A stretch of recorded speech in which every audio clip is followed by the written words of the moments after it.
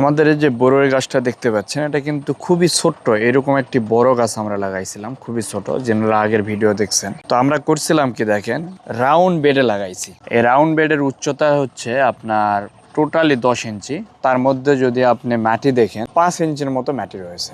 যেটা আমি বলতে চাচ্ছি, বুঝাইতে চাচ্ছি যে আপনারা খারাপভাবে বেশি মাটি না দিয়ে যদি এইভাবে চতুর্দিকে ওষার করে মাটি দিতে পারেন, শিকড়গুলো সহজেই মেলতে পারে, এখানে যে কোনো খাবার দেওয়া মাত্র দ্রুত গাছ গ্রহণ করতে পারে। যার কারণে দেখেন গাছের গ্রোথ দেখেন। তারপর আমরা কেটে দিয়েছি দুই পাশে অনেকগুলো, তাছাড়া এটা আরো অনেক বড় হয়ে যাইতো, যেহেতু ছাদে এমন জায়গা নাই। যার কারণে আমরা হচ্ছে একটু ছোটর মধ্যে প্রুনিং করে করে রাখার চেষ্টা করতেছি। তো ওই সময় অনেকেই বলছিলেন এইভাবে করলে আসলে গাছ তেমন ভালো হবে না, গাছ পড়ে যাবে, অনেক কিছু। কিন্তু দেখেন এত বড় গাছ, অনেক বাতাস হয়েছে, তারপরও গাছটা পড়ে যায় নাই, প্লাস অনেক সুন্দর হয়েছে গ্রোথ এটা, এই বড়ই গাছটি। তো এইভাবে করতে পারেন। তবে এইভাবে একটি সমস্যা রয়েছে, সেটি হচ্ছে যদি আপনি গাছটিকে মুভ করে আরেক জায়গায় নিয়ে যাইতে চান, বারবার সরাইতে চান, সেই ক্ষেত্রে এইভাবে না করাই ভালো। নর্মাল যে আমাদের যে 15 গ্যালন, 25 গ্যালন, 35 গ্যালনের বেড আছে, ওগুলো ভালো। আপনার প্রয়োজনীয় ছাদ বাগানের পণ্য অথবা নদী ও পুকুরের পাড় ভাঙন রোধে geo textile geo bag order করতে আমাদের ওয়েবসাইট ভিজিট করুন।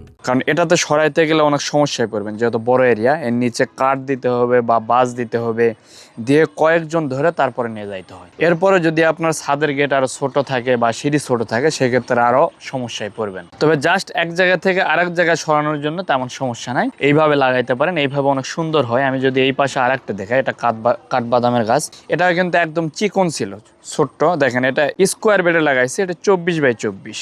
তো নিচে কিন্তু বিভিন্ন সবজিও আমরা চাষাবাদ করেছিলাম, আর উপরে যে গাছটিও অনেক সুন্দর হয়েছে। তো আমরা প্রুনিং করে যে মাঝখানে কেটে দেওয়ার জন্য এটা 3 দিকে ফেনা ছড়াই গেছে। তো এইভাবে এগুলো করতে পারেন। এই সাইডে আরেকটা রয়েছে, যদি আমি আরেকটা দেখাই, এগুলো হচ্ছে বেগুনের গাছ। আসলে এই যে বেগুনের মাঝে দেখবেন এই যে একটা গাছ, এই গাছগুলো কিন্তু একদম ছোট্ট ছিল আর হচ্ছে অবস্থা খুবই খারাপ ছিল।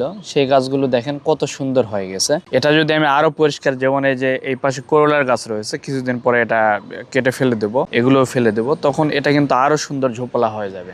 এর চতুর্দিকে গাছ থাকার কারণে একটু সমস্যায় পড়ছে, তবে এই গাছগুলো আমরা আর কিছুদিনের মধ্যে সরাই ফেলবো, তখন অনেক সুন্দর হবে আরো।